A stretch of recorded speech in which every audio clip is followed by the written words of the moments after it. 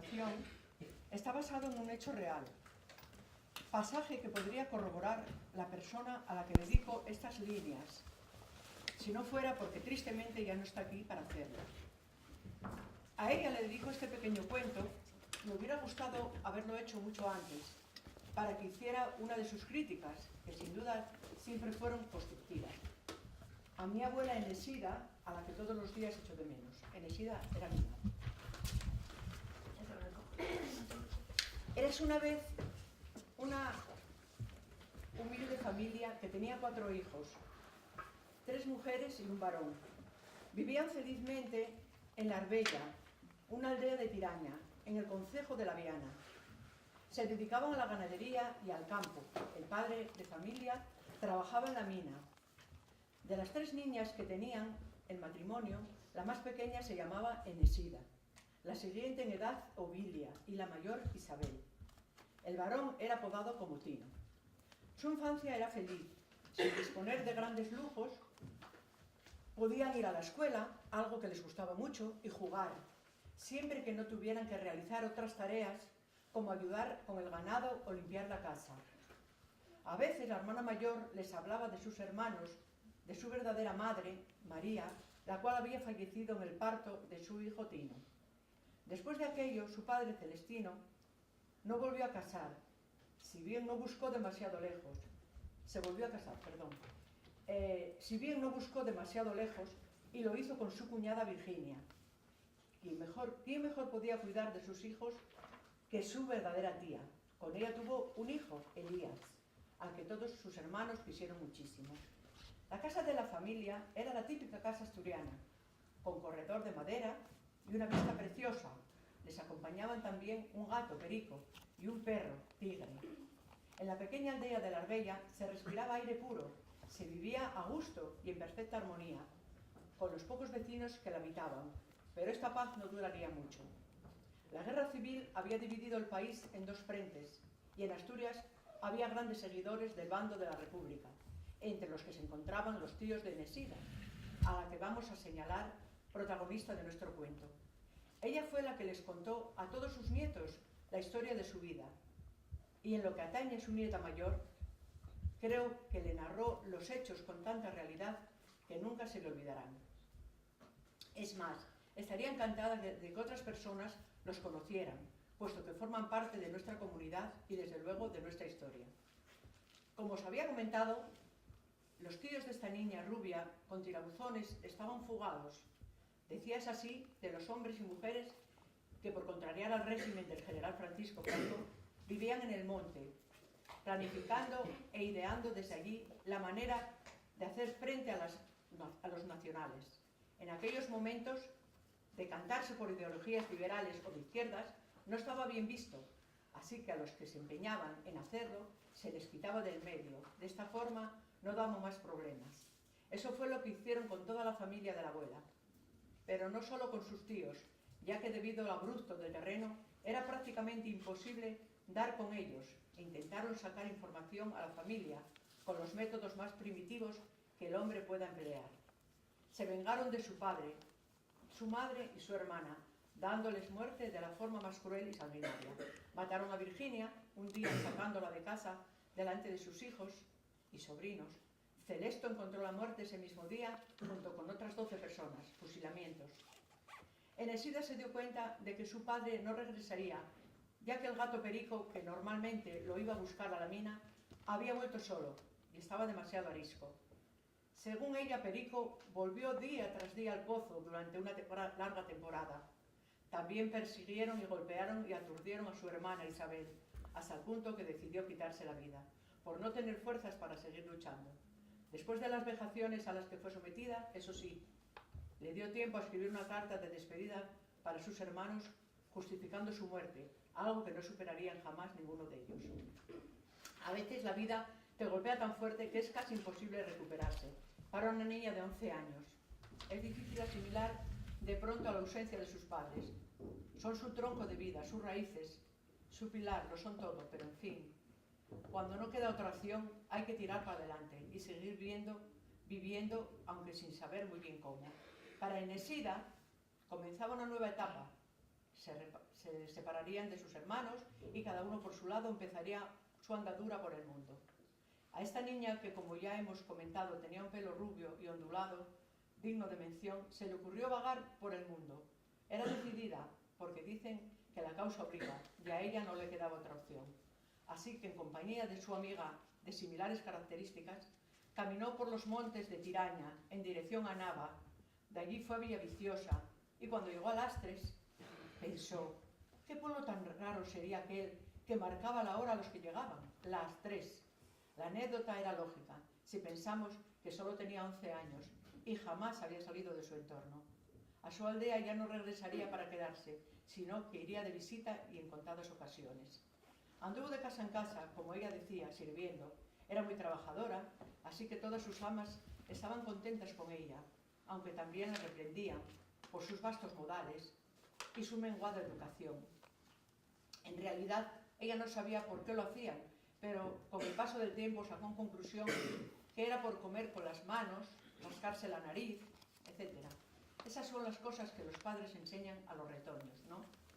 Como contrapartida, las criaturas a las que cuidaba sí que la querían, porque jugaba a todas horas con ellas, y como compañera de juegos era ideal. Anduvo sin rumbo fijo hasta que quedó en Gijón por una larga temporada. Posiblemente encontrara el afecto y la comprensión que llevaba buscando tanto tiempo. Cantidad de anécdotas salieron de aquella casa, donde jugaba con el hijo de los señores, por ejemplo, a romper papeles importantes, porque en definitiva ni ella ni el pequeño sabían de su categoría, pero les hacía tanta gracia verlos caer desde la ventana que más de un sermón le caería, pero eso sí, el niño se lo pasaba en grande. De vez en cuando desde Gijón viajaba en Febe hasta Barredos a visitar a su abuela, de la que decían era buena, pero tenía tantos hijos que no podía hacerse cargo de ella. De todas maneras, ella la quería, y también a sus tíos, pues era la única referencia que poseía de su familia. Con sus hermanos siempre mantuvo muy buena relación, pero digamos que fue a ella a quien más aceptó la separación de sus seres queridos, y siempre se comportó con una rebeldía de la que ellos, sin embargo, no hicieron causa. La vida transcurría y a ella, como a cualquier joven de su edad, le empieza a apetecer ir a los bailes. Por aquel entonces era el único lugar donde conocer gente de su edad y entablar los primeros enamoramientos. Aunque se consideró moza guapa, pues tenía un labio rasgado y de las tres hermanas era la menos agraciada. Su belleza era interior y de tales dimensiones que pronto le salieron pretendientes. Conoció al que sería su marido, Manolo de Sarambiello, con el que compartió sus ideales y su forma de vida. Seguro que el abuelo se enamoró nada más verla, por su talante y su gracia, por su valentía y, cómo no, por su hermoso pelo, que aunque ya sin tirabuzones, era como un reflejo de su carácter brillante e indomable. Manolo era un hombre inteligente y estudioso, que le aportó estabilidad emocional, así como un nuevo enfoque de la vida. Con él compartió los momentos más felices de su existencia. Tuvo 2 hijas y 4 nietos, a los que cuidó con tanto cariño que ninguno recuerda sino cosas agradables e inmensamente simpáticas, porque así era ella. Sin embargo, siempre guardó una gran tristeza en el alma, una angustia que relató de puño y letra en unas cuantas hojas de papel que escondía en su armario. Lleva una herida muy grande. En efecto, había sido una lesión de guerra y su herida era incurable. En los últimos años de su vida, el Alzheimer se apoderó de su mente y de sus recuerdos. Existen estudios científicos que señalan como posibles causas de esta enfermedad la falta de alimento en la infancia, es decir, la desnutrición. Otra causa importante parece ser haber sufrido traumas o shock en la infancia, etapa fundamental para el desarrollo emocional y cognitivo de la persona. En fin, sean o no raíces posibles, está claro que ella desdichadamente había pasado por una tragedia que marcó su vida hasta el final. Lo que sin duda dejó claro a todas las personas que tuvieron la suerte de conocerla fue su gran calidad humana, su capacidad de trabajo y su entereza, además de su ternura y su adoración por la familia. Si desde algún sitio pudiera leer este pequeño relato, seguro que sus hermosos tirabuzones de la infancia se agitarían como si el viento los estuviera moviendo con aires de libertad.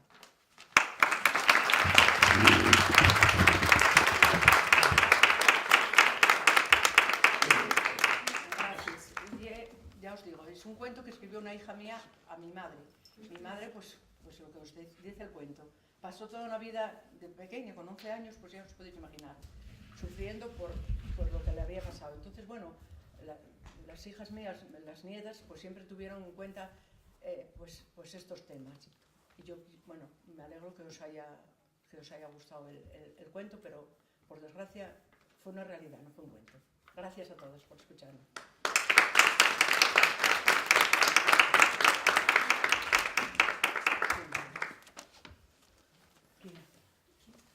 A ver. Bueno, pues yo ya os dirigí la palabra por la mañana, me vais a disculpar porque entre mis habilidades no está la de hablar en público, ¿no? Y entonces me vais a disculpar. Poco más tengo que decir que lo que os dije por la mañana. Yo cuando nací ya habían transcurrido 7 años de los hechos y como os dije por la mañana, en mi casa nunca se habló de ese tema. Mientras yo fui un crío, nunca oí hablar de eso. Fui enterándome ya cuando empecé a ser mayor y salir y a relacionarme con más gente. Pero el silencio de mi casa me dio la visión del pánico, del miedo que había, que era precisamente lo que se pretendía con esos actos, con esos asesinatos, acallar a la gente, era terrorismo de Estado. Y poco más tengo que decir. Mi familia, mi abuelo tenía 7 hijos, era un hombre ya muy mayor, tenía 70 años o 60 y tantos años cuando lo fusilaron. No era político, sus hijos sí, algunos sí eran políticos, participaron en la Revolución de Octubre y demás, uno murió en la Revolución de Octubre, pero el abuelo no era político, era un hombre de campo, trabajador, que tenía su familia y nada más. Pero bueno, le tocó la lista de la represión que, como digo, creo que buscaba él aterrorizar a la gente. Y nada más. Mi familia estuvo aterrorizada hasta hace muy poco tiempo. La última tía que murió, que vivió Salud, vosotros la conoceréis, asistió al cementerio, pues era la que luego ya nos comentaba el pánico que había, lo de cerrarse por la noche, el silencio, estar atento a ver si alguien venía y en fin, esa es la historia del fusilamiento de Tiraña.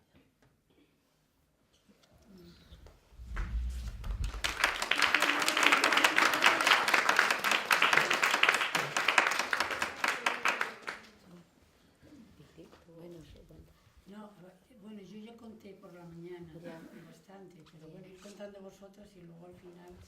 Bueno, somos hermanas, Olga y yo me llamo Elena y somos nietas de uno de los fusilados.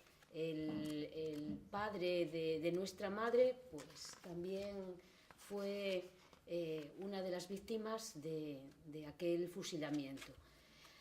Pues cuando lo mataron, nuestra madre tenía 9 años. Sí, 8 para 9, pero sí, bueno, fue en abril, sí. Era la hermana más pequeña de 6 hermanos y los 4 mayores que eran hombres, pues sí que estaban participando en actividades, claro, de la guerra. Y algunos estaban clandestinos. Actividades clandestinas de la época. Sí. ¿Como por ejemplo? Sí. ¿Como por ejemplo? No, estaban fugados. ¿Estaban fugados?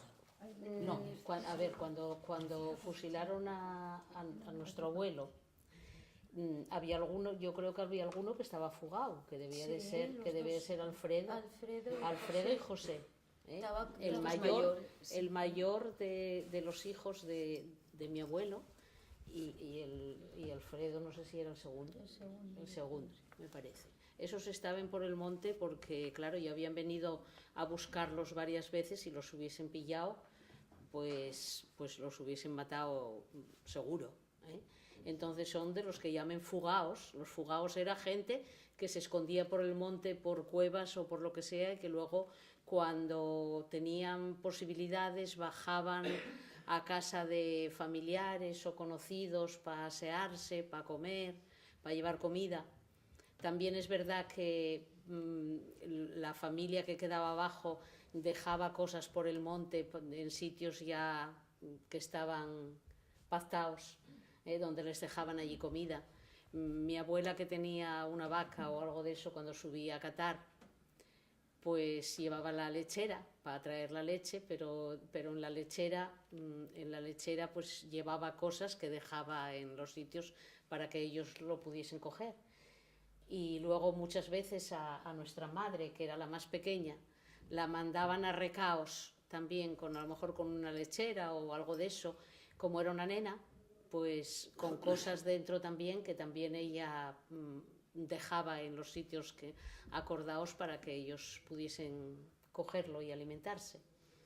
Todo tenía que ser muy discreto, porque si, o sea, cualquier vecino, cualquier persona que pudiese sospechar que estaban dándoles comida o ayudando a algunos de los que estaban por el monte, pues les podía denunciar y bueno, y con la certeza o sin ella no tenía ningún problema en castigar a la familia. No, en castigar y llevar a la cárcel y darles palizas. A mi abuela la llevaron varias veces a la cárcel y luego le daban una paliza. Estaba allí a lo mejor 2 días, la soltaban otra vez y bueno, y como a ella, alguna más de los familiares de la fosa, por lo que yo oí.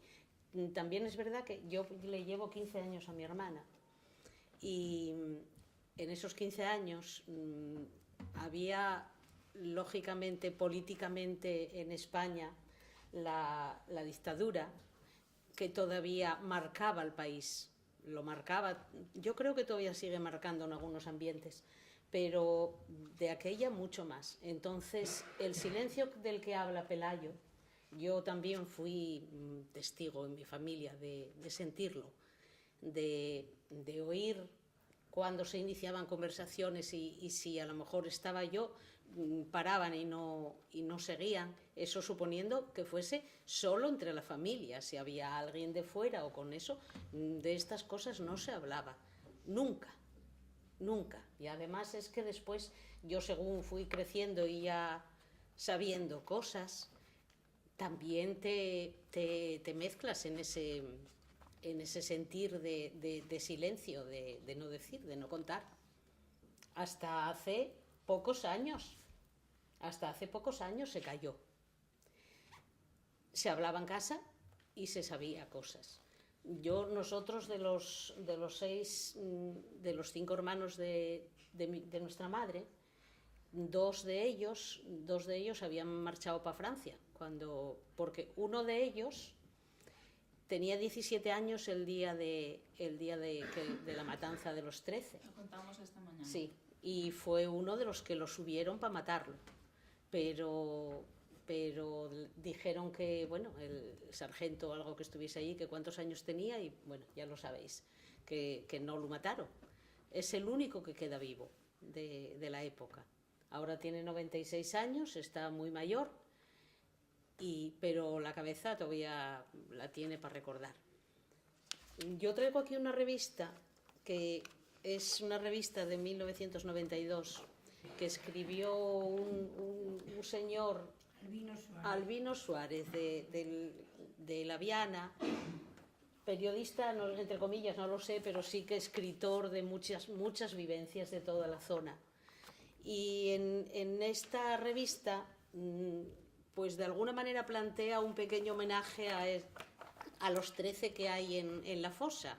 Yo, si queréis, os la pasáis ahora mismo por ahí así un poco y miráis.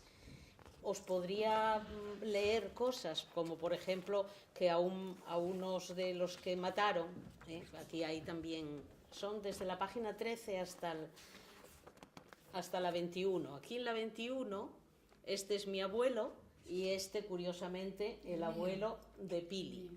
El abuelo de Pili. Entonces, aquí cuentan algunos datos, por ejemplo, anecdótico, de que uno de los que está en la fosa había ido por la mañana a cobrar un dinero de una mata que había vendido. Cuando hablamos de una mata, significa una arboleda, un bosque, que se vendió para madera a alguien y se lo iba a pagar. Entonces él había ido a cobrar aquel dinero y cuando volvió fue cuando uno de los que pillaron, y él siempre traía, de hecho hay aquí una foto de él donde se ve aquí, cuando se había casado, que traía un reloj y la cadena colgándola en el chaleco. Después de que lo mataron, fueron a llevarle a la viuda 13 pesetas del dinero que llevaba él en la cartera de haber cobrado el dinero de la madera. 13 pesetas de las muy 100 y pico de aquella época, que vosotras, lógicamente, lo de las pesetas os suena a cuentos chinos, y es lógico, pero que 100 y pico pesetas de antes igual eran ahora pues como miles de euros, como miles de euros de ahora. O sea, bastante dinero. Y a la viuda solo le dieron 13 pesetas. Y nunca apareció el reloj y la cadena. Pero luego con no mucho tiempo, se lo vieron lucir a alguno del pueblo. Imaginaros lo que es ver a gente del mismo pueblo con las pertenencias de tu ser querido. No era nuestro abuelo, era otro. Pero quiero decir, como eso, pues es todo la crueldad de la época, y sobre todo la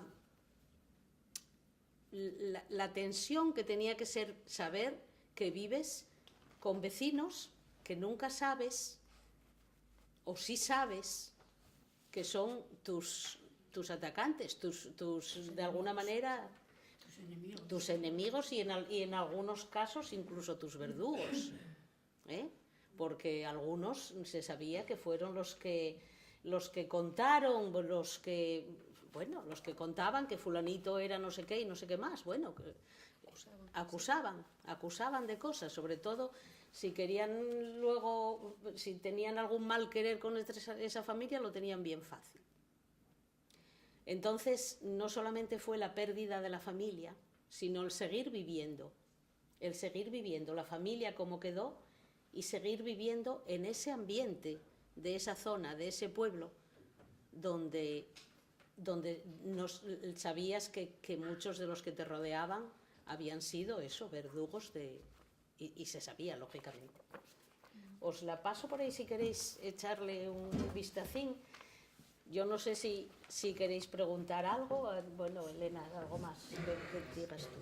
Bueno, yo nací en 1965 y entonces, bueno, pues no...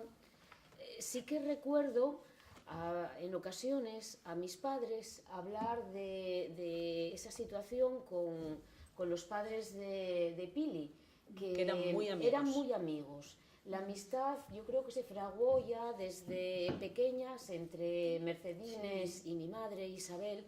A partir de esa tragedia. A partir de esa tragedia, sí. Efectivamente, eso es. Y bueno, pues yo siempre por los difuntos acompañaba a mi madre, y siempre recuerdo el que estábamos allí, en la fosa. Desde pequeña siempre, el día de los difuntos, se estaba allí. Pero la fosa no estaba como está ahora, sino que había sepulturas encima.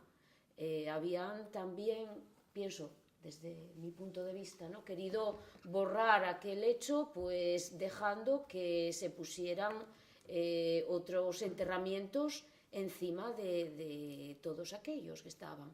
Y recuerdo que había un grupo de personas, probablemente estuviese también tu madre, ¿verdad?, sí, Inesida, sí, y demás allí, que estaban reunidas y que tampoco hablaban mucho, más que nada era silencio, estar, y dejaban unas velas, y a veces comentaban, sí, pues dicen que la fosa llegaba hasta aquí, en este sitio donde estamos también están ellos debajo. Y yo, bueno, era pequeña y escuchaba allí lo que podía coger, ¿no?, de lo que iban comentando y demás. Y a veces, bueno, recuerdo que, no sé, miraba entre aquellos entre aquellas sepulturas, que alguna ya estaba así como medio cayendo y demás, y bueno, imaginándome lo que pudiera haber allí. Y sobre todo recuerdo eso, en momentos en que estaban los padres de Pili y mis padres comiendo juntos, en casa, por supuesto, fuera no, pues a veces salían alguna conversación porque estaban muy en confianza y era una forma pues como de recordar y de desahogar también un poco, recordar las vivencias.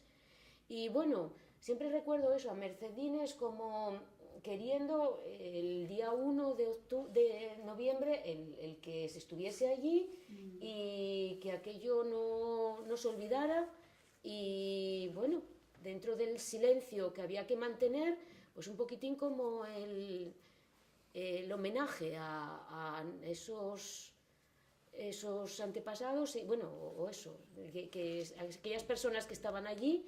Y nada más que ya hubo, pues se murió Franco y la democracia, pues ya se empezó a ver cómo se podía recuperar la memoria y el hacer allí una tumba, ¿verdad? Aquella lápida con los nombres de todos, para que quedara constancia de quienes estaban allí. Y bueno, en esa revista pone también que cuando los mataron les hicieron cavar la fosa a ellos mismos y luego ya les dispararon lo que haya sido y cayeron todos allá mezclados y la cerraron, y la parroquia creo que habló con, bueno, la parroquia, el cura o quien haya sido, con familiares y todo eso, para decir que aquello que bueno, que no había pasado, que si se podían hacer nichos encima y todo eso. La familia de los que eso, todos se negaron, evidentemente, y no permitían que se pudiesen ni arreglar ni nada, ni señalizar aquello, pero que cuenta ahí en la revista que de vez en cuando aparecían un ramo de flores o de rosas o eso en la tumba, pero claro, siempre lo que decimos, en una época donde no se podía ni hablar de lo que había pasado. ¿Y os acordáis en qué año fue la primera vez que se celebró el 21 de abril? Yo tengo fotos por ahí. El primer documento que tenemos de mi abuela es del 77, pero no sé si se hizo antes. Y aquí en la revista pone que Alfonso y Alfredo vinieron en el 77. Yo, de hecho, fue el año que nació mi hijo, y sí es verdad que vinieron, porque por primera vez, porque ellos estaban en Francia. Y yo juraría que fue a raíz de entonces, del 77, cuando eso. Y fue tu madre y mi tío José los que iniciaron y pusieron, bueno, todo para arreglar la fosa. De aquella había también un cura en San Pedro, don Pedro, que casualmente era amigo de mi padre y eso, que trabajaban juntos en una escuela de FP. También había el cura y mi padre era profesor allí, entonces eran compañeros y amigos, y él y don Pedro, muy buena persona, la verdad, y facilitó también el que se pudiese hacer el primer arreglo de la tumba, sí, de la tumba, que bueno, fue un arreglo, fue poner allí algo, por lo menos señalizando algo, porque había una tumba ahí al lado a la izquierda, lo que hablamos el otro día, que todavía estaba, que luego después ya se cedió, sí, lo que eso, pero quiero decir que lo que se hizo primero fue mucho más pequeño de lo que visteis ahora. Y bueno, después ya se hizo el segundo arreglo, ya cuando se mejoró aquello. Y bueno, ahora el objetivo por lo menos es pensar en que no se olvide la frase que está allí. sí, eso. Bueno, Paulina.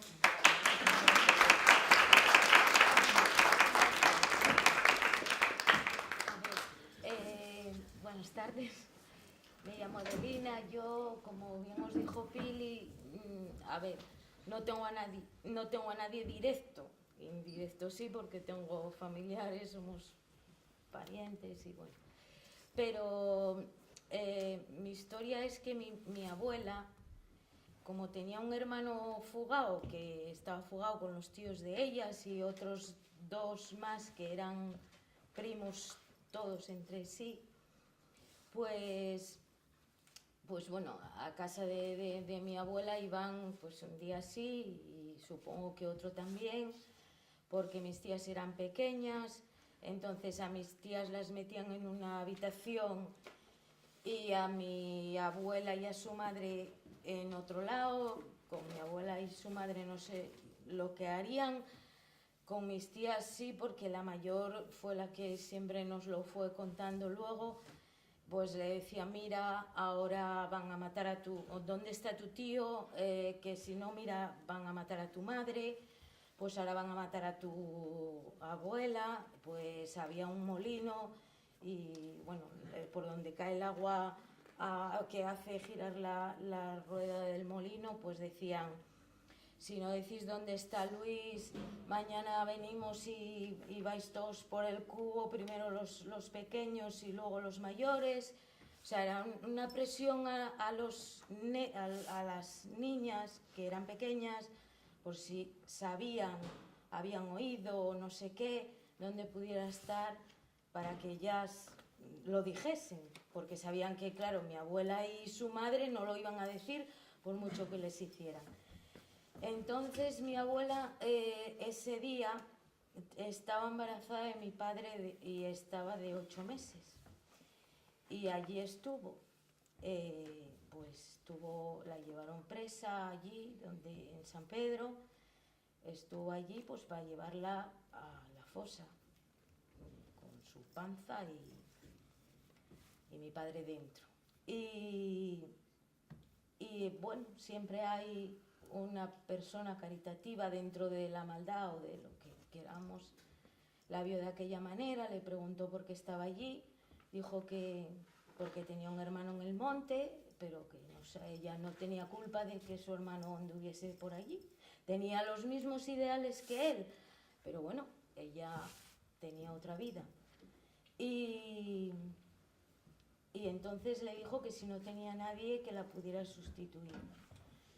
Pues dijo, tengo a mi madre con 70 y pico de años o los que tuviese. La mandaron a casa, subió ella y bajó su madre, pero bueno, justo cuando llegó su madre a San Pedro, los acababan de llevar al cementerio y un sobrino de ella y otro personaje de Barredos que era Telita, pero que la avisaron de que no se presentase porque sabían lo que iba a pasar. El señor de Barredos, mi bisabuela lo había salvado en la Revolución de Octubre, le había salvado la vida a él. Entonces, bueno, pues una por otra.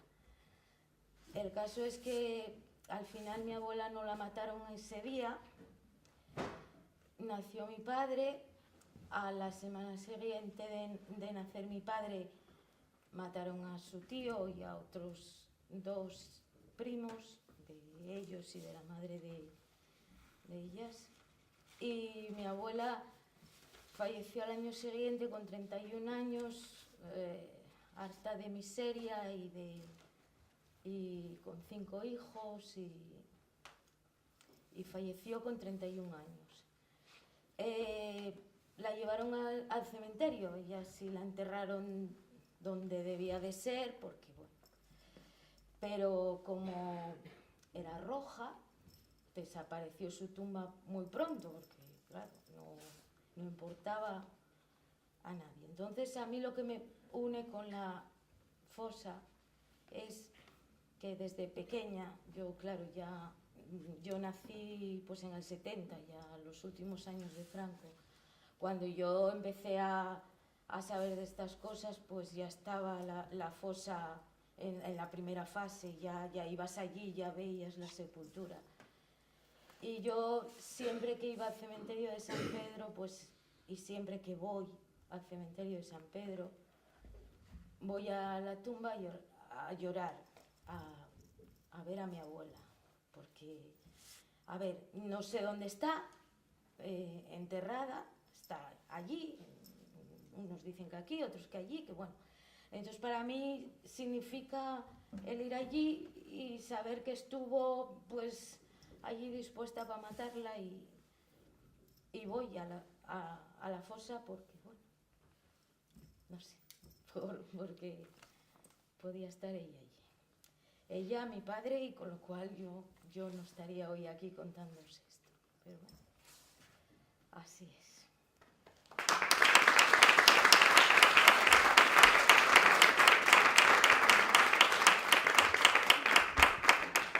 Bueno, desde luego quiero agradeceros a todos vosotros el que estéis aquí escuchándonos y bueno, y la solidaridad que mostráis, ¿no?, con estas historias que pasaron y que, bueno, que nos tocaron tan de cerca.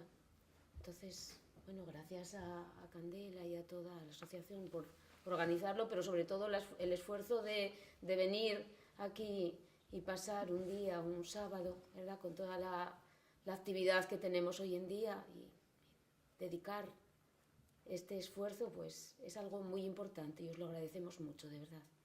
Sí.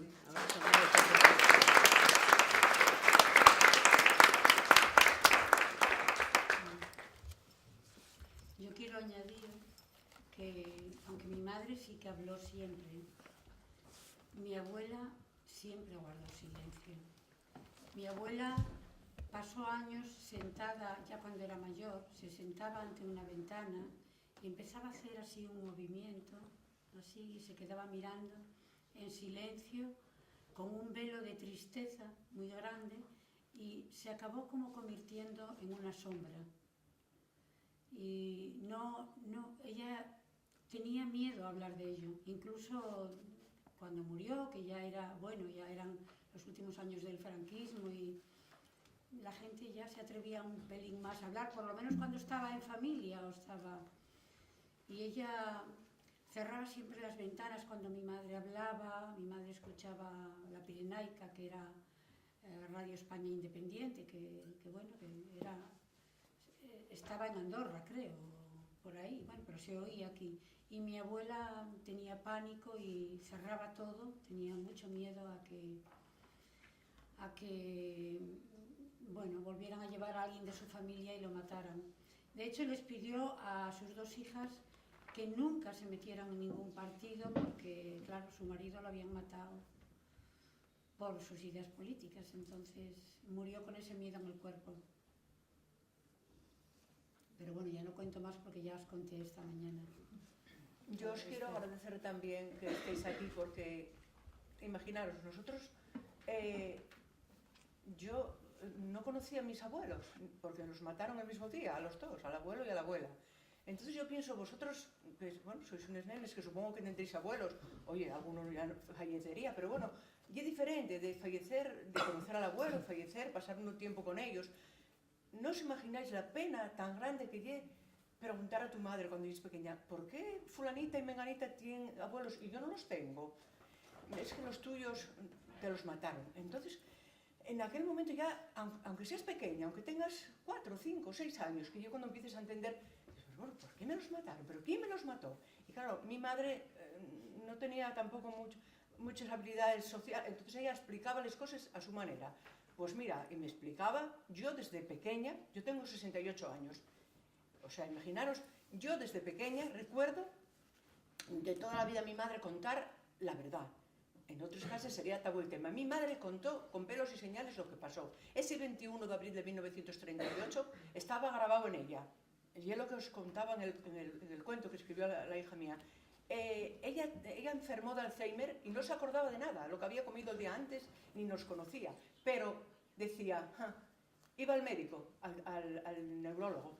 A ver, Enesida, ¿usted de qué murieron sus antepasados? Decía, los antepasados me los mataron. Y el neurólogo miraba así para los lados como diciendo, ¿cuándo los pensaría que eran? Dijo, ya no, me los mataron el 21 de abril de 1938. Mi madre murió con 74 años. Pues yo recuerdo a mi madre toda la vida con aquella pena. Entonces, bueno, voy a hablar un poco en particular. Yo, como tengo esa pena tan grande, porque mi madre vivió esa pena tan grande toda la vida, de no haber tenido padre ni madre con 12 años, y no haber podido nosotros tener abuelos y disfrutar de ellos, porque yo ahora soy abuela y tengo 2 nietes y son tan felices conmigo. ¿Y yo por qué tuve que tener esta desgracia de no tener abuelos? Entonces, perdonar y olvidar y todo eso está muy bien para quien quiera hacerlo. Yo no, porque a mí priváronme también de eso y no hay derecho a que te quiten a un abuelo y a una abuela con 38 y 40 años, por favor. Y mi madre vivir esa pena toda la vida. Una pena que heredamos. Nosotros son daños colaterales que tienes. Yo toda la vida viví esa pena también. Cuando mis compañeros de clase, mis amigas hablaban, voy hoy a casa de mi abuela, hoy voy a quedarme a casa de mi abuela, porque yo tengo un abuelo estupendo. Pues yo no lo tenía. Yo no tenía abuelo ni tenía abuela, porque no los tenía, porque me los habían matado. Entonces, yo estoy enfadada, o sea, y tengo pena y no lo puedo evitar. No puedo, yo por más que quiera suavizarles cosas y decir, bueno, pasó, hay que olvidar, pues no. Y mientras viva, no lo voy a olvidar, porque creo que llegue hasta traicionar a mi madre, y no me da la gana. Entonces, sinceramente, no será muy buen ejemplo perdonar, pero yo no lo voy a olvidar. Y tengo esa pena y no la voy a olvidar. Gracias.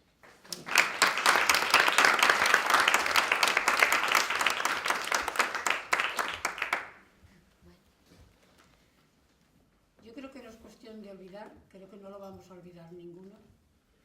Y el perdón, primero alguien tendría que pedir perdón para que lo pudieras conceder. Eso sería para empezar. Si nadie pide perdón, ¿cómo vas a poder perdonar? Pero lo que sí es cierto es que tenemos que aprender a convivir con los descendientes, incluso de los que asesinaron a nuestra familia. Porque, bueno, tenemos que, ya lo dije esta mañana y yo estoy convencida de eso, tenemos que encontrar herramientas de comunicación para funcionar en España y que España no siga dividida en 2 partes. Tenemos que aprender a convivir y tenemos que aprender a crear una España en paz, una España que se pueda reconciliar. Pero para eso es imprescindible que reconozcan el dolor de los que pasamos por ello. Claro. No, hombre, si convivir, convivimos. Sí. Convivimos con quienes fueron a sacar a mi abuela de casa. Sí. Fuimos vecinos. Que eran vecinos, con quien iba a amedrentar a mis tías, con todos, porque eran todos vecinos. Bueno, quitando guardias y no sé qué tal, pero es que junto con ellos iban vecinos, pero de la puerta de casa, a hacer todo eso. Y convivimos toda la vida y nunca pasó nada más. O sea, nosotros que tuvimos bar, hasta que yo tuve 14 o 15 años, pues en nuestra casa iban pues esas personas y se convivía con ellos y se seguirá conviviendo.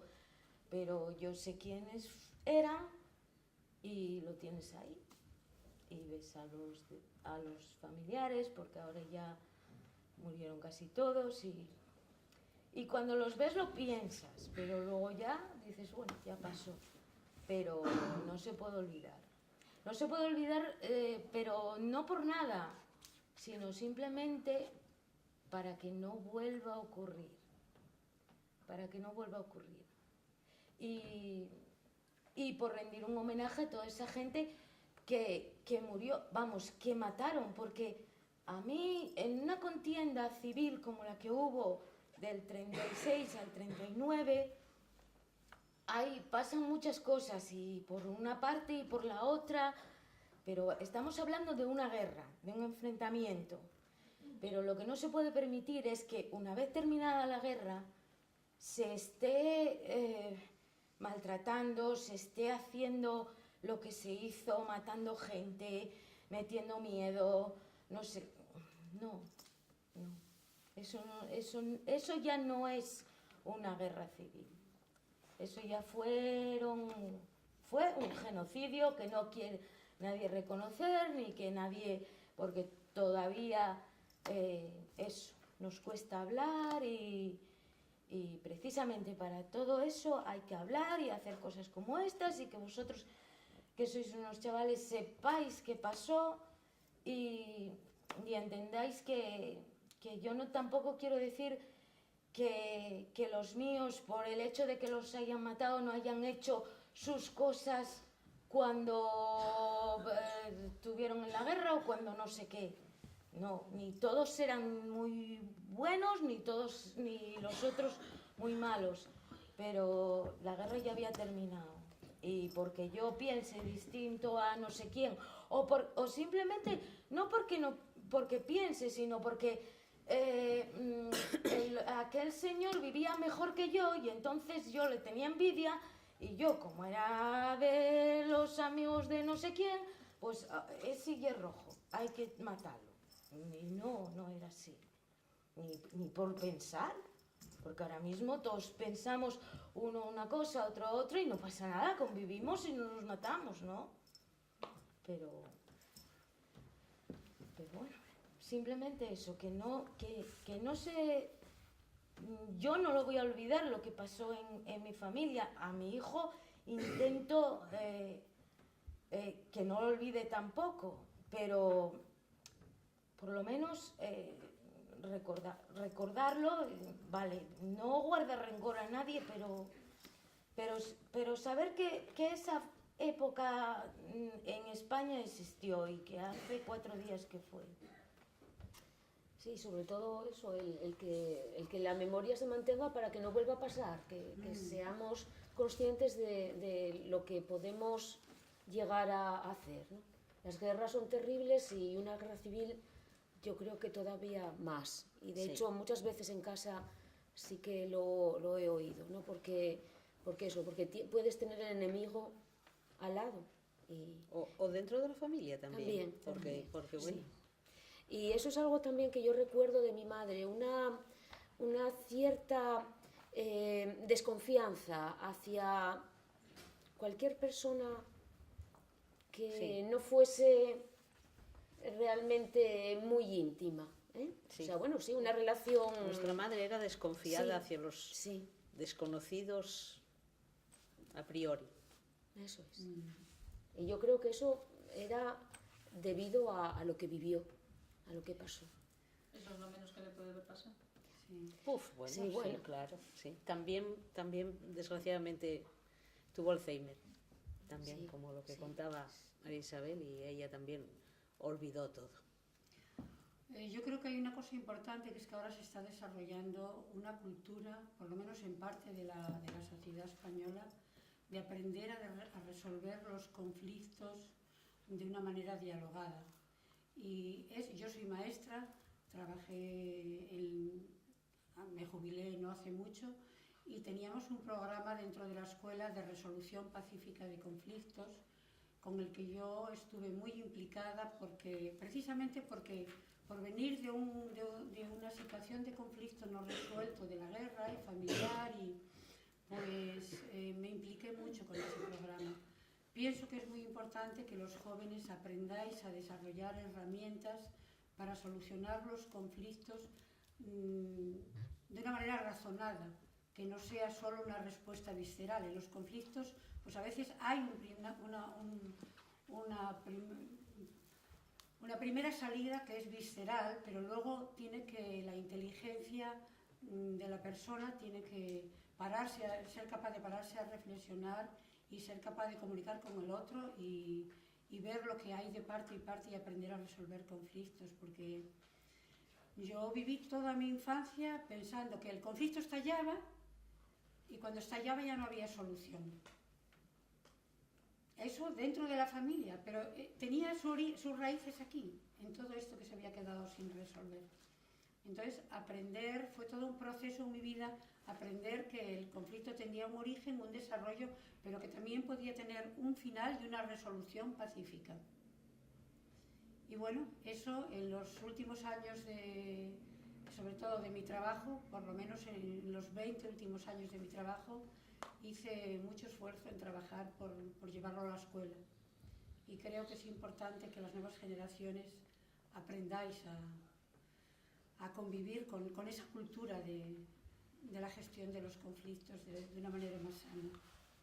Lo que pasa que esto fue un conflicto que fue una guerra. Claro. Fue una guerra y además Claro. fue una guerra donde hubo unos... Sí, pero yo lo digo como prevención, Sí, para sí, no sí, volver a llegar sí. a una guerra. Sí, pero ¿Entiendes? si hay una persona que quiere dominar al resto y cambiar lo que había establecido y lo consigue, pues claro, luego los perdedores, pues pasa siempre. Por eso es Lo muy peor es importante, que es no que es vuelva a como haber si- una guerra. Como si el impacto de la guerra civil se nos hubiera quedado en cachitos a todos y a cada uno dentro y después lo vamos Digiriendo cada uno. reproduciendo en la vida cotidiana, van pasando las generaciones y cada uno va llevando eso como puede y va como estallando, ¿no? Claro. Precisamente porque no hemos podido ni nadie nos ha pedido perdón, ni pretende. nadie nos ha hecho un reconocimiento, ni hemos podido elaborar públicamente el duelo, ni llorar a los nuestros, en fin, todas Ni estas pretenden cosas. pedírnoslo. Ya sabes que lo que se habla por ahí es de que tenemos que nosotros perdonar y olvidar lo que pasó. Los de la parte nuestra. Eso se dice, los de... No, pero luego a Eso nivel es- privado sí. A nivel privado hay gente- Bueno, ¿Qué porque sabes son... que tendría Porque, que pasar? porque que vamos... son seres humanos. Pili, a nivel privado, porque encuentras personas que Claro, aunque con hayan calidad sido humana. con otras Claro. ideologías, hay personas de todos los escalañes, como digo yo, ¿no? Hay gente buena dentro de todos los bandos. Entonces habrá personas que se sentirán avergonzados por la parte que los de ellos hicieron a los demás. Pero también es cierto que los nuestros también hicieron a los otros. Es cierto, pero bueno. A ver, Mario nos quiere... Sí, sí, Sí, sí, por sí. favor. Claro que sí. Preguntar. Quería decir algo antes, perdón. No, sí, quería decir algo antes. Estáis escuchando lo que cuentan y lo relacionáis un poco con todo lo que estamos bailando, de todas las fases de la RAS, no sé si es la rabia de alguna de las personas, del dolor, de todo esto que estáis bailando, lo estáis conectando en vuestra cabeza, pequeñuelas y pequeñuelos. No, bueno, que vayáis pensando, ¿no? Porque al final tenemos la tarea de, tenemos la tarea de convertirlo en movimiento. Entonces, que os vayáis quedando con esas cosas. Y las preguntas, ¿sí? Venga, vale, dispara. Dale, Raquel. También fueron, quiero decir, sí, pero otros primos que tengo, nada de nada. Entonces, bueno, pues quiero decir que somos todos familia lo mismo, pero unos lo vivimos de una manera y otros de otra. Y a lo mejor, bueno, qué sé yo, no lo sé, no son ni mejores ni peores, ni nosotros nos consideramos, pero bueno, que a nosotros a lo mejor, pues de alguna manera nos engancharon a seguir participando de todo. Y ellos a lo mejor, pues bueno, pues de alguna manera se apartaron y siguen y no pasa nada tampoco. No, claro, eso también pasa en mi casa. Yo, pues seré la única de los primos y soy de los más pequeños, que tengo primos que son casi como si fuesen hermanos de mi padre. Y pasen, pues hay eso, gente que ni sabe, tengo miedo que haya primos que no sepan ni cómo se llamaba su abuela. Cuéntese más para contaros la historia que os conté yo, y que estamos aquí, todos por aquí, ¿no? Pero que bueno, que nunca se ocuparon del tema. Yo sí, quizá porque a lo mejor mi padre siempre lo habló en casa, con mi tía también lo hablé, pero porque yo tuve la inquietud. Ahora preguntaban cómo hacíamos con los pequeños. Pues el mío, desde que nació, sabe lo que pasó. Porque se habla en casa, porque lo hablamos, porque para él Luis era como para mí, teníamos lo idealizado. Luego supimos de otros hermanos de mi abuela que también tal. Ahora tiene a otro súper idealizado que ya es su ídolo y quiere tiene lo de la foto de WhatsApp y bueno, pero porque él tiene mucha inquietud política y histórica y, o sea, interesa mucho el tema, pero que el miguaje desde que tiene 4 o 5 años, pues sube todos los años al homenaje de Funeres y de esto pues sabe todo desde el principio. Y no sé si Quería hacer otra pregunta, bueno ¿no? o es malo, pero...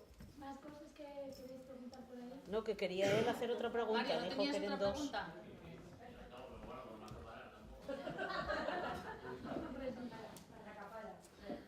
No, hombre, quiero decir, Que saliéndonos un poco del ámbito personal, trasladándonos un poco al ámbito social, yo lo que creo es que no se trata de perdón, no se trata ni de perdonar o no perdonar, de lo que se trata es de justicia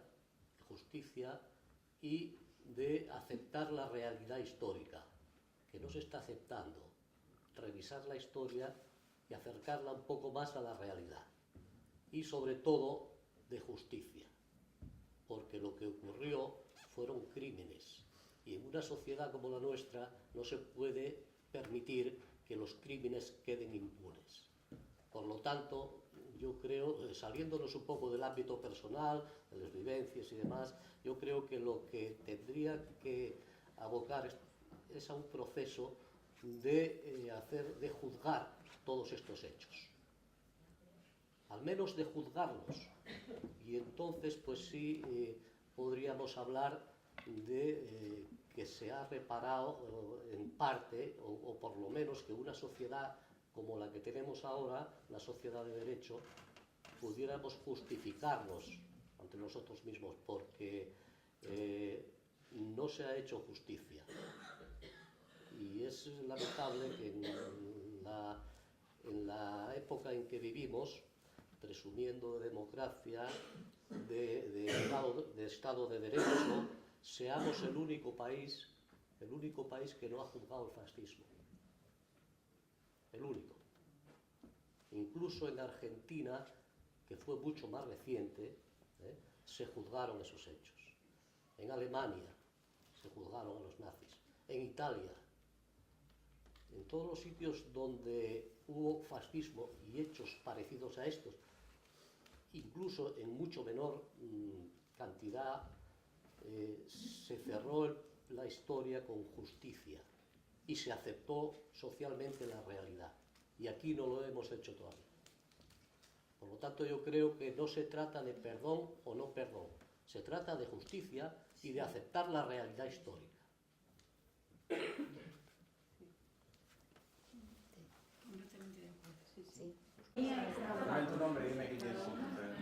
Yo soy María Isabel y tengo la fosa a mi abuelo y a mi abuela, a los dos, a los abuelos, sí, a Virginia y a Celesto. Bueno, mi abuelo yo siempre supe que tenía, pues eso, 40 años él y ella 36. Eran casados en segundas nupcias. Mi abuelo había tenido primero, la primera mujer era hermana de Virginia. Entonces, bueno, ellos había nacido un pequeño, 3 años tenía Elías cuando los mataron, y vivían todos, pues bien, en una aldea de Tiraña, como ya expliqué antes, pero pues yo no lo sé, debía de ser... Sí, lo sé, fue porque mi abuelo tenía hermanos por el monte, fugados. Entonces, claro, al vivir en una aldea, ellos bajaban a comer, muchas veces, a cenar, y alguien los vio, algún vecino los vio y los denunció. Cuando llegaban esas denuncias, pues llegaba bueno, pues la Guardia Civil, lo típico, pegar, dar una paliza o tal. A los pequeños, pues bueno, no sé si los pegaban o no. Mi madre tenía pánico y a la Guardia Civil y bueno, ella estaba como muy sobrecogida con esos temas. Y un mal día avisen que hay unas denuncias grandísimas en la Viana, hay mucha gente ya presos y tal, y avisen a mi abuelo que estaba en la mina, Celesto, no salgas porque hoy hay una masacre. Dijo, no, yo voy a salir. Y mi abuelo salió de la mina, trabajaba en el Pozo Carrio y salió de la mina. Y dijeron, no salgas porque ya subieron a la Arbella y no sé si te matarían ya a la mujer. Y desgraciadamente así había sido. Llegaron, digo, la Guardia Civil, sacaron a mi abuela, digamos que era, bueno, porque era mi abuela, de la casa, delante de los hijos, y ella intentó correr y marchar, corriendo por unos prados abajo. Era así y según iba corriendo, ellos ya dispararon y allí la mataron. Los nenos allí mirando, ya la cogieron, ya la bajaron para Tiraña y ya la llevaron por el cementerio, porque mi abuelo cuando salió de la mina dijo, no, esto será una detención como muchas, había muchas detenciones muchas veces. Luego, bueno, ya me tomarán declaración y me soltarán. Pero cuando vio que ya no lo llevaban en Palaviana, que lo llevaban de frente para Tiraña, dijo, uy, aquí algo raro pasa. Y efectivamente, así fue. Ya cuando llegó a Tiraña, ya por la carretera del cementerio, ya había unos cuantos maniatados, ya los llevaron para el cementerio. Y mi madre recuerda, porque, pues eso, la familia de familiares que pues como contaba antes una compañera, que a su madre, a su abuela, que no la habían matado porque la dejaron, porque la empujaron, porque como no era una causa justificada por lo que lo hacían, que no tiene justificación les masacres, pero bueno, pues entonces si te caías y te resbalabas y tal, pues te pegaban una patada y allí te dejaban. Entonces, cuentan con aquella pena que mi abuelo, que según iba caminando para el cementerio, que miraba para atrás y la casa de ellos se veía así a lo alto, y que decía mi abuelo siempre, en aquel momento, ¿qué será de estos, claro, 5 fillos que dejaban en casa, qué será de estos inocentes? ¿Cómo fue? Nada, aquel día 21 de abril a las 5 de la tarde ya los mataron a todos y bueno, yo esto, pues ya te digo, yo tengo 68 años, yo creo que lo sé desde pequeña, porque mi madre fue una pena la que llevó tan grande que ella siempre lo reflejó y siempre nos lo contó. Es más, yo tengo primes carnales que son lo mismo. Y sin embargo no lo saben por boca de su madre, sábenlo por boca de la mía, que era la que realmente yo os lo contaba. De la Viana bajó a vivir, de Barredos bajó a vivir para la Felguera. Y yo creo que en un portal en la Felguera, que bueno, la gente no haya vivido, pero bueno, la Felguera, aunque fue un pueblo de trabajadores y tal, pero en el portal de mi madre eran 16 vecinos y yo creo que los 16, al mes de vivir mi madre allí, ya se enteraron lo que había pasado a mi madre. Porque mi madre tenía aquella pena y aquella angustia y aquella falta de afecto que vivió toda la vida que nos lo inculcó. Probablemente no haya sido lo más acertado, pero bueno, la realidad fue así y no nos queda otra que aceptarla. Y yo, pues como tal, lo acepté y bueno, lo reivindico. Y cuando oigo pues cosas que me parecen eso, realmente barbaridades y masacres y demás, pues tengo ese inconformismo que supongo que tendrán las personas que pasaron por traumas de este tipo. Estás como más solidarizada, pero yo en parte creo que sí. Y fue debido a eso, a la pena con la que vivimos toda la vida, viendo a una madre pues sufriendo, amargada por no haber disfrutado de una niñez normal, porque robaron una niñez, una nena de 12 años que disolvieron una familia y bueno, fue horroroso. Entonces, pues, los que quedamos, pues tenemos que, de alguna manera, pues eso, procurar que no vuelva a pasar, pero no lo olvidar y saber de dónde venimos y quiénes son la familia y quiénes fueron los abuelos, porque, no sé, bueno, yo encuentro dificilísimo que la gente no quiera saber de dónde vienen y quiénes fueron los abuelos y de dónde descienden.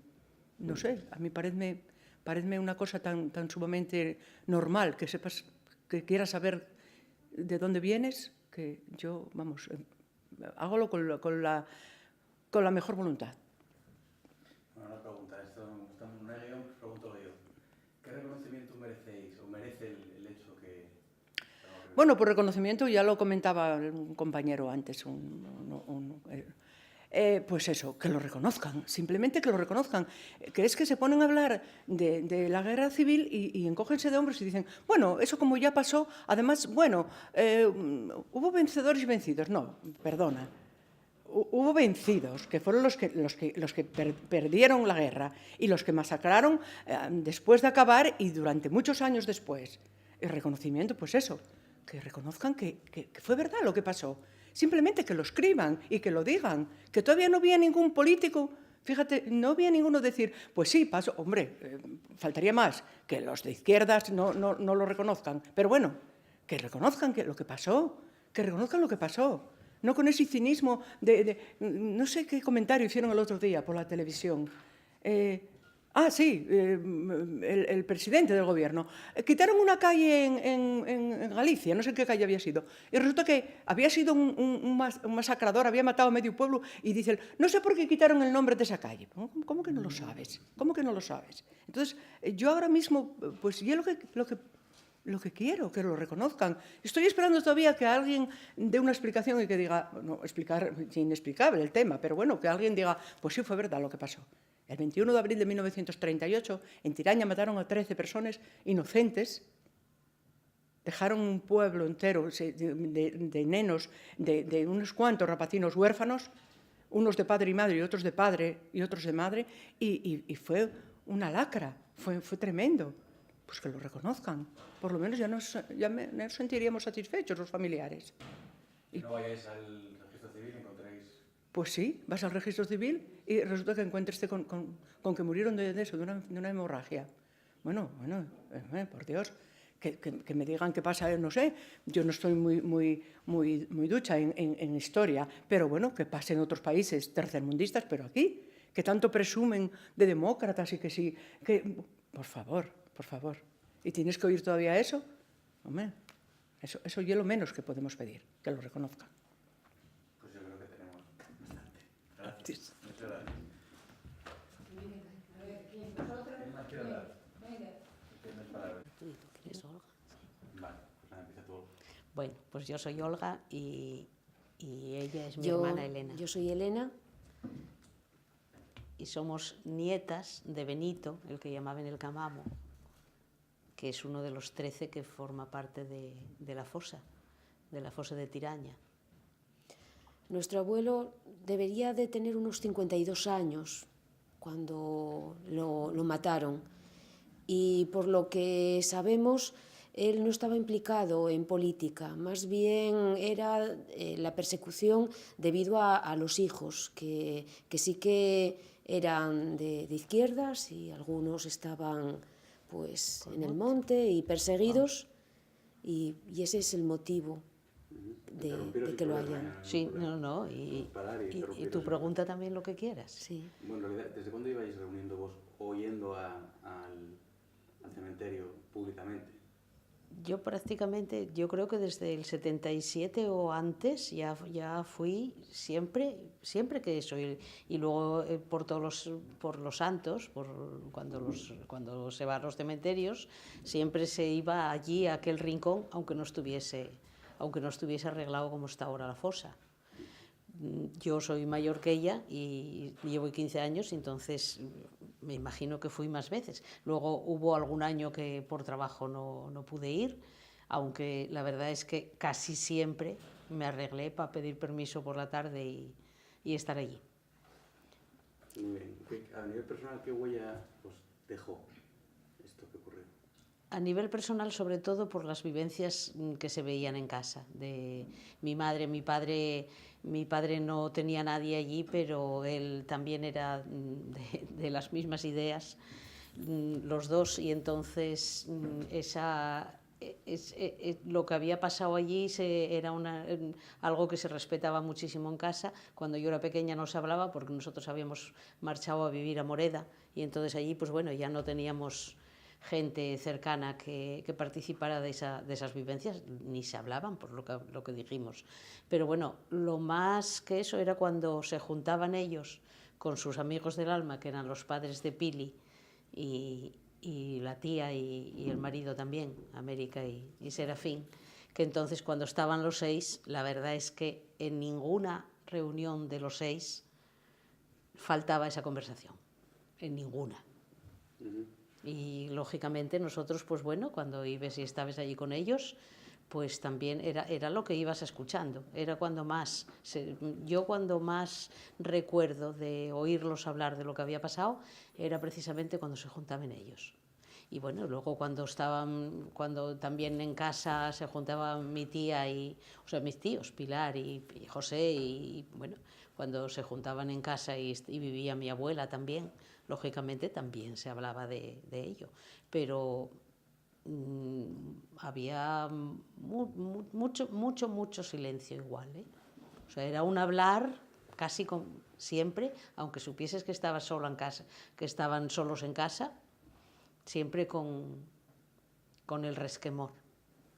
Bueno, dos cosas más. Una respecto a la experiencia de hoy, respecto a los chavales.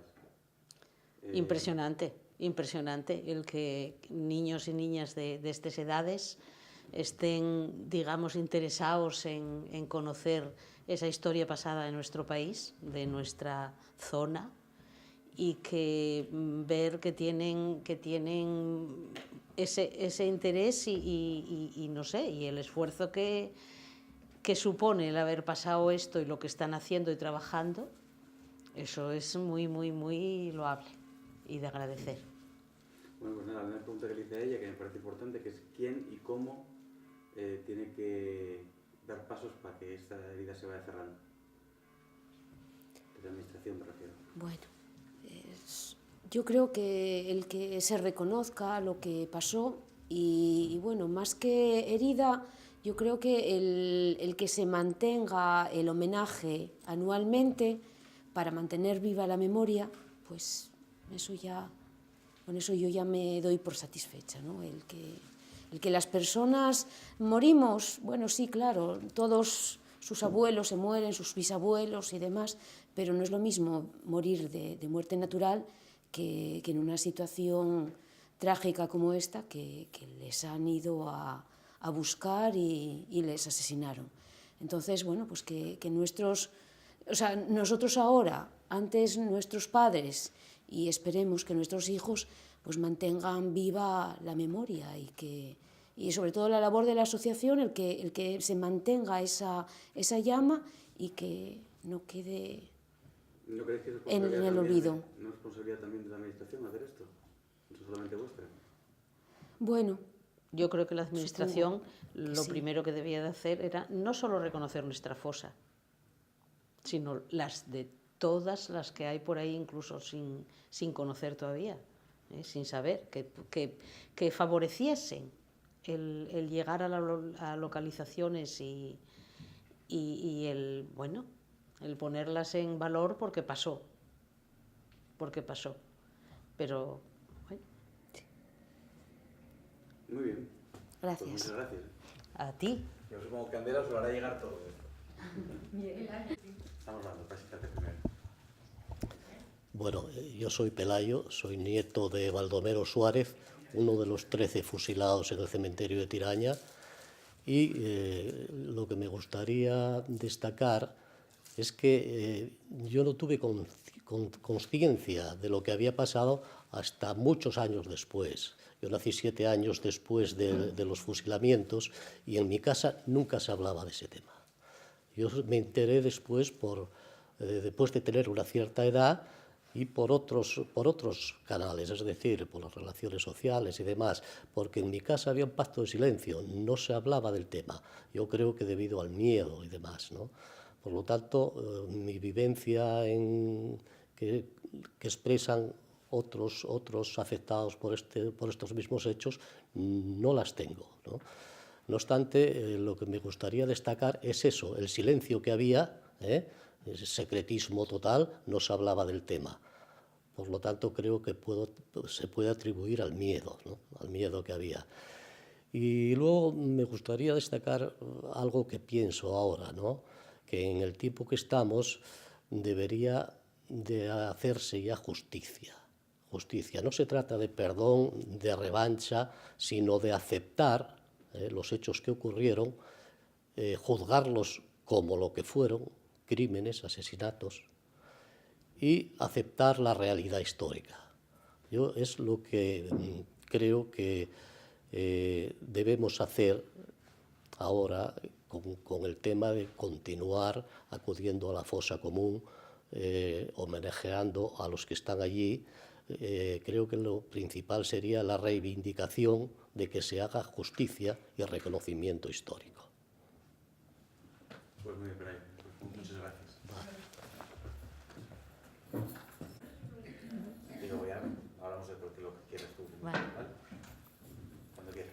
Venga, yo me llamo Adelina, en realidad no tengo a nadie en la fosa, pero mi abuela estuvo pues a punto, estuvo presa para llevarla a fusilar allí y estaba embarazada de mi padre pues con un embarazo de 8 meses ya. Bueno, consecuencia del estado en el que estaba, pues un guardia o quien fuese, pues la soltó y a ella no la mataron. Sí mataron a más familiares y demás, por lo mismo, porque tenía un hermano fugado y bueno, había que meter miedo y a costa de lo que fuese. Yo, ¿por qué estoy aquí? ¿Por qué la fosa, lo que significa para mí la fosa?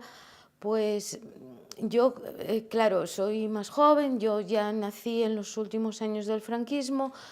Mi padre y mi tía, la mayor, siempre hablaron en casa, nos contaron siempre todo lo que había pasado y pues para mí allí pues yo voy a esa fosa pues desde que soy pequeña, que voy al cementerio y voy allí porque la identifico con donde pudiera estar enterrada mi abuela, que luego falleció un año más tarde con 31 años y de enfermedad, pero bueno, supongo que a consecuencia de la vida que le tocó vivir. ¿Qué ocurrió con la tumba de tu abuela? ¿Perdón? ¿Qué ocurrió con la tumba de tu abuela? ¿Sabes dónde está? Bueno, aproximadamente sí, dicen que bueno, por allí cerca, muy cerca de la... Pero exactamente no se sabe porque, bueno, duró muy poco tiempo allí, porque, bueno, por las circunstancias de quién era y era pobre y no interesaba tener allí una tumba que a lo mejor necesitaba otra persona que fuese más importante que ella o tal. Entonces, pues bueno, una desaparecida más, aunque esté en el cementerio, pues una desaparecida más. Pero bueno. ¿Alguna cosa queréis preguntar? ¿Queréis añadir? No, parece. ¿Quieres decir algo tú? Oye. No. Vale, muy bien. Candela, ¿qué? Pues tú también tendrías que hablar. Sí.